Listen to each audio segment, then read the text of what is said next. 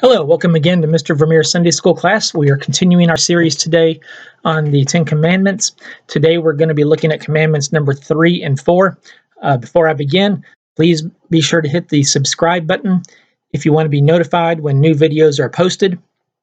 And at the end of this video, I'm going to be telling you about a couple of new series that I'm considering doing and give you a chance to let me know some of your thoughts about some of the topics that I should be covering. So, Commandments and 4 in Exodus chapter 20. First, something you might have noticed in the Ten Commandments, something that you may have been told before, but I'll go ahead and mention it here. The commandments are divided into two groups. Commandments 1 through 4 deal with the way we honor God. Commandments 5 through 10 deal with the way that we honor other people. So when they asked Jesus, what the greatest commandment is, he said the greatest commandment is to love God. And then he said, and the second commandment is similar, that is to love your neighbor. And he said the whole law rests on those two commandments. Well, we can see here that if you love God, then you're going to follow the first 4 commandments. And if you love your neighbor, then you're going to follow the last 6 commandments. And all of the other laws that are given in the law of Moses deal with one of those two things. You either do it because you love God or you do it because you love your neighbor. So that's how Jesus is able to sum up the entire law in just 2 commandments. So let's continue our series here now. We're looking at commandment number 3. Don't want to spend a whole lot on this one, but I think it's important, especially in today's society. The third commandment in Exodus 20, verse 7 says, "Do not misuse the name of the Lord your God, because the Lord will not leave anyone unpunished who misuses his name." This is something that I'm seeing more and more common, or at least more and more acceptable in today's society. The phrase, "oh my God," or "OMG," we see that a whole lot. When I was young, I was told you never say that because that's breaking the third commandment. And I would agree that is breaking the third commandment. God's name is to be respected. We should never say God unless we are talking about him or talking to him. I've wondered a lot of times when somebody says, "oh my God," does he look down and say what? Because that is, you're calling God when you say that. If I hear someone say, "oh, Brian," I'm going to turn and see, what it is he wants. So when we misuse, the name God like that, or even if we, use some of the other euphemisms, if we say, "oh my gosh," that's simply just a shortening or a kind of a way to change the word God to make it maybe more acceptable. But again, we know it means the same thing. Or when we say G or Jesus, it's a lot of the same thing. That's just a substitution of the phrase G is short for Jesus, or G's is short for Jesus. Well, I think this actually goes more than just, God's saying God's name. I think that we could use this whole commandment as a command against using profane language in general. There's no reason to use obscene language. When I'm debating with somebody, when I'm arguing with somebody, when we disagree on a topic and we're giving points and counterpoints the way a good argument should be, once the other person resorts to using profanity, then I know that I've won the argument because that just shows me that he's run out of intelligent things to say. So he now has to resort to obscenity, possibly as a way to shock me or something. I really don't know that. I myself, you'll never hear me use obscenity unless I'm directly quoting somebody, usually. The only time I use it is if I'm directly quoting. Very rarely will you ever hear me say, a cuss word. I've just never gotten in the habit of it. And it is a habit. There are people who have gotten to the point where they use obscenities, they use cuss words just out of habit. I've gotten on to students when I was a school teacher. I got on to my students about it sometimes, and they wouldn't realize that what they'd said because they're just in the habit of saying it so much. So that's not a good habit to get into. That verse actually says, "Do not misuse the name of Yahweh, your God." Yahweh, of course, is the name that God gave Moses, or that God told Moses when Moses asked God, "What is your name?" That name literally means "I am." God told Moses, if they ask, what my name is, then you tell them that I am sent you. Because really that's all we can say about God. Names in the Bible often describe people, and there's no other way to describe God than just that he is. He not only is, he always will be. God constantly is. God is even before we were. So it's a respect thing more than anything else. When you misuse God's name, you're disrespecting God himself. And we don't like people disrespecting us. We certainly should not be disrespecting God. So I think we all understand what that means. Hopefully you're not in the habit of doing that. Verse 8 through 11, I really want to get into some because there's several misconceptions about this. In verse 8, the fourth commandment begins, "Remember the Sabbath day to keep it holy. You are to labor 6 days and do all your work, but the seventh day is a Sabbath to the Lord your God. You must not do any work, you, your son or daughter, your male or female servant, your livestock, or the resident alien who is within your city gates. For the Lord made the heavens and the earth, the sea, and everything in them in 6 days. Then he rested on the seventh day. Therefore the Lord blessed the Sabbath day and declared it holy." Okay, remember the Sabbath day. Hebrew, that word is Shabbat. Remember the Shabbat, which literally just means rest. In the account of creation, we read that God created the universe in 6 days, and then he rested on the seventh day. Now, just to clarify, that does not mean God rested because he was tired. We can think of this rest kind of like a rest in music. It just means he stopped. God stopped creating on the seventh day. And so therefore, on that day, we should stop doing our work. And we should instead take that time to devote it to God. Now, there are a lot of misconceptions about the Sabbath. One is, as Christians, are we obligated to observe the Sabbath? And another one is actually, what day is the Sabbath? I've heard there are some groups that are very, very picky about this command.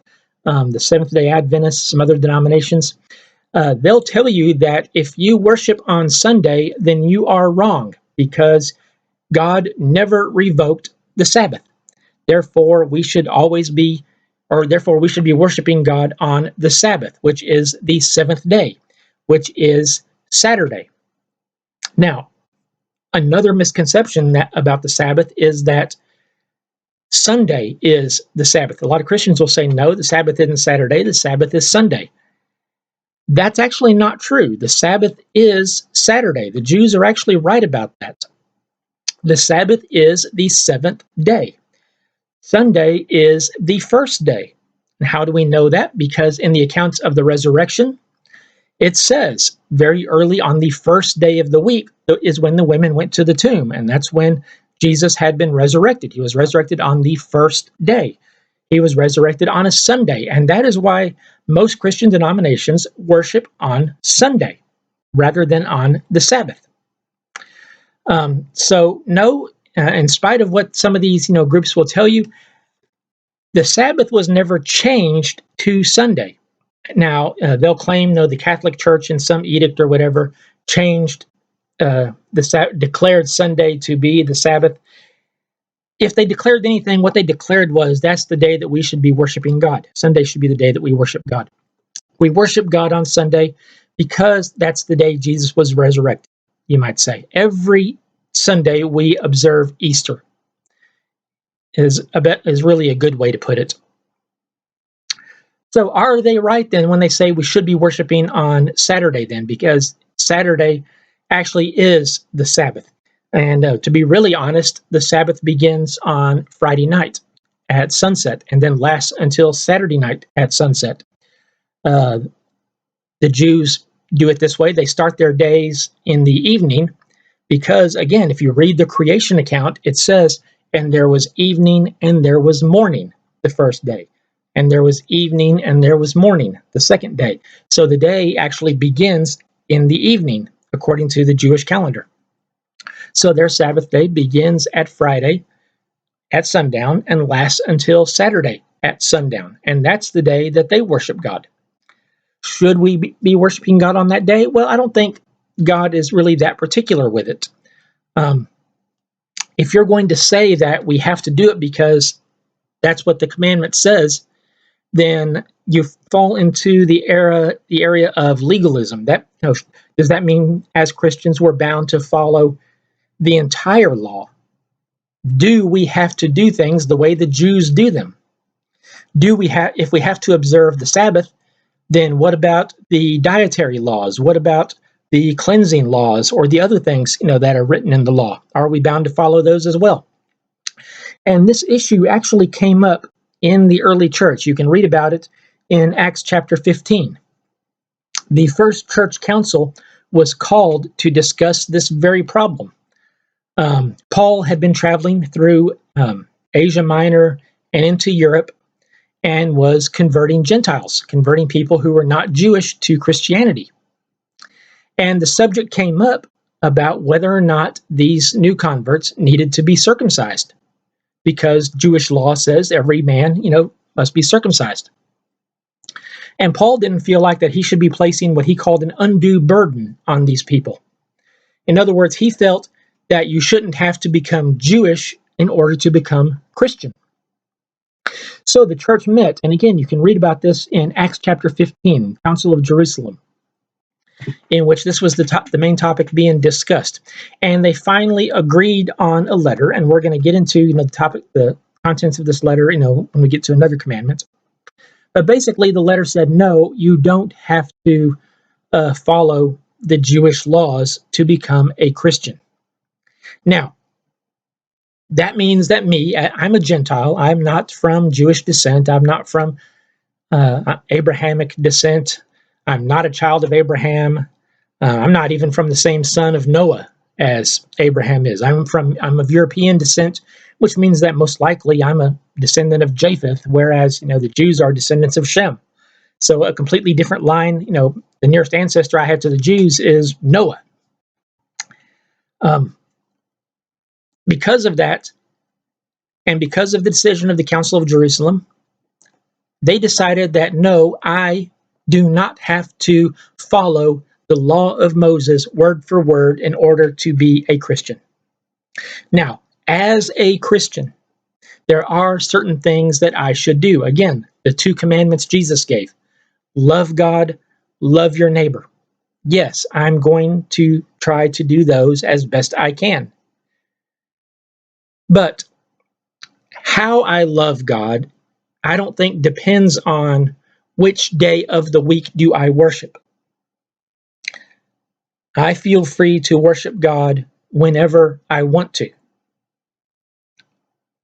I don't think God is going to condemn me to hell because I worship on Sunday instead of on Saturday. God is not that legalistic. If Jesus told us anything in the Sermon on the Mount, he told us that God judges the heart more than he judges the action. He judges the intent more than the actual act. And when we get into some of the later 10 commandments, we'll talk about some of the things that Jesus said regarding those particular commandments. Another verse we can look to on this is Colossians 2, verse 16. And I'll just read this to you.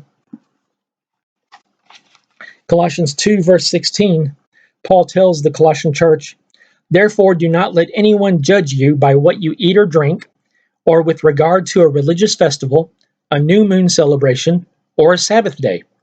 These are a shadow of the things that were to come. The reality, however, is found in Christ." In other words, some of these groups that are real picky about the Sabbath are also picky about holidays. Some of them, such as the Worldwide Church of God, will say not only should we celebrate or should we observe the Sabbath on Saturday, we also shouldn't celebrate Christmas. We shouldn't celebrate Easter, because the things that we do during those holidays come from pagan origins. Well, maybe they do. Maybe some of the things that I do, maybe setting up a Christmas tree, actually does come from pagan origin. Maybe some of the things we do around Easter, the hiding eggs and all that, come from pagan origin. But that's not my intent. When I put up a Christmas tree, I'm not doing it to worship the tree. I'm doing it because I love Jesus. And I'm trying to show the world that I am celebrating the birth of Christ. So, and that's what the world takes it as. They don't take it to mean that I'm a druid pagan who is, bringing a tree into my house to worship it. Paul says, don't let people judge you on those things. These things are just a shadow. They don't really mean anything. What's in your heart is what God judges. What do I mean by it? When I celebrate the holidays, when I worship on Sunday, am I doing it sincerely in my heart? That's what God is judging. Another point I'd like to bring out concerning the Sabbath here. In verse 11, the reason for the Sabbath, he says, "For the Lord made the heavens, the earth, and the sea, and everything in them in 6 days, and then he rested on the seventh day. Therefore the Lord blessed the Sabbath day." This is also one reason why I believe in a literal 6-day creation. Because it says here, the reason we observe the seventh day is because God made the earth in 6 days. It doesn't say, remember the Sabbath to keep it holy, or rest on the seventh day, because in 6 million years God created the heavens and the earth. It doesn't say, we should rest on this. We should do all our work on 6 days and then rest on the seventh because God made the universe in 6 unspecified periods of time. It says because God did it in 6 days. So that's one reason why I believe in a literal 6-day creation, and you're free to believe whatever you wish about that. That's just one reason why I believe it. I take what the Bible says in Genesis 1 at its word, rather than trying to find ways to make scientific discoveries fit into the Bible, which I think is kind of going the wrong way around. The Bible is correct, and if anything, we should interpret our science in light of what the Bible says, rather than trying to interpret the Bible in light of what science says. And I'm a person who has, my college degree is in physics. My degree is in science. So I'm someone who's actually, studied these things. I taught high school science for 17 years. So I know a little bit about, science. And I still believe that the universe was created in 6 literal days. You're free to believe whatever you wish about that. So the 2 commandments, here, number 1, do not, or number 3 actually, don't misuse God's name. Don't take God flippantly. Don't use the word God or the name of God unless you're talking to him or about him. And if you're talking to him or about him, be sure you're doing that reverently. The Sabbath day, take time to set aside and worship God. He recommends at least once a week. We should at least take some time once every week and reflect on God, worship God. That's why we have church services on Sunday mornings, because we set that side of time to worship God. We just did a unit on, why the church is important. This is one reason why the church is important. It gives us a chance to get together with other believers and build each other up and worship God together. Another point I wanted to mention, for those who are picky about, because of this command, we should be worshiping on Saturday instead of on Sunday. If they're going to be that picky about it, then I would ask them, well, does that mean that you have a 6-day work week? Because it says, you are to labor 6 days and do all your work. So do they spend all 6 days working? Do they spend all their time on those other 6 days working? Because that's what, if you're going to take the commandment word for word for what it says, then that's what they should be doing. That's what the Jews did. That's what the Israelites did after this law was given. But then Jesus came, Jesus fulfilled the law, Jesus freed us from the confines of the law. The law was not given to save us. The law was given to show us that we can't be perfect.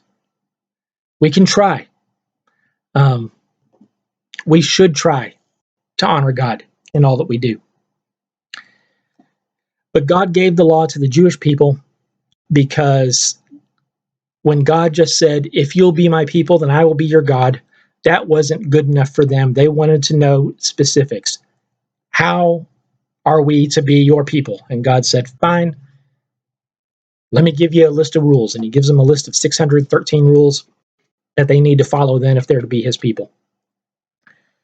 And to date, only one person has been able to live his whole life obeying all 613, and that was Jesus himself. And I know that I am nowhere near as good as Jesus, so I don't want to say I'm not even going to try to obey the law. I'm going to try to follow the two commands that Jesus gave, to love God and to love my neighbor. And in doing that, Jesus said, I will fulfill all of the law. So, a couple things coming up. There's a couple more series that I would like to start. Next week, we're going to look into the fifth commandment, and we'll get into the commandments that deal with how we deal with other people. But a couple things I'd like to mention before I end. There's a couple of other series that I'm been thinking about and starting on here, if I can find time to do them. And it may be after the first of the year before I can get started on them. I'll just go ahead and state that, but hopefully by at least saying it here, that'll give me some motivation to begin them. One of them is a literal verse-by-verse walk through the book of Genesis. Genesis, I feel, is a very important book. There's a reason why it's the first book in the Bible. And I don't think a lot of people take it as seriously as they should. Some years ago, I wrote a commentary on the first 4 chapters of Genesis. You can find it at smashwords.com in ebook form. I think it's only $1.99. Out of that $1.99, I only get maybe 5 or 10 cents. I make a total of about $5 a year, through that book. But if you'd like to buy a copy of that, it's in ebook format on smashwords.com. I think you can also find it on Barnes & Noble or some other booksellers. Just do a search for Brian Vermeer as an author, and you'll see that book and a couple of others I've written. There's one up there where I talk about the interrogation of William Jennings Bryan at the Scopes trial. And I think there's a pamphlet up there that I wrote, which I think I'm actually giving away for free, that answers 3 difficult passages in the Bible. That is really an answer to a fellow science teacher, who tried to show how, the Bible is not true. And he mentions 3 specific things that the Bible says. And that I think you can actually get for free at smashwords.com. So take a look at those. But I'd like to do a video series where we go through Genesis verse by verse. And because there's a whole lot that we can get out of that. And again, I'm thinking about starting that maybe after Christmas. Maybe I can start it before then. I'll let you know on that. Again, hit the subscribe button. You'll be notified when videos come up. A second series, which I've been thinking about for some time, for several years actually, but I've just never gotten around to doing, is a series on things that I don't believe in. And what I'm going to do is take a topic every week and tell you why I don't believe in that particular thing. The first 2 episodes are probably going to be over ghosts and aliens. And I'm going to give you biblical reasons why I don't believe in ghosts and why I don't believe in aliens, why I don't believe that there's intelligent life in outer space. So be looking for that. If you'd like to mention in the comments below any topics you think that ought to be covered in that series, I've got 4 or 5 things that I'm going to be talking about in that. But I'd like to see that series cover a lot of different topics. So if there's anything that you think I shouldn't believe in, mention it in the comments, and I'll see about and if I honestly don't believe in that, then I'll probably do an episode on it sometime. Again, maybe after the first of the year before that series starts. So be looking for that as well. Just click to be notified, and you'll know when new videos come up. Again, next week, going over the 5th commandment, another one which there's a lot of debate about. What did God actually mean when he said, "Thou shalt not kill"? So I'll see you next week.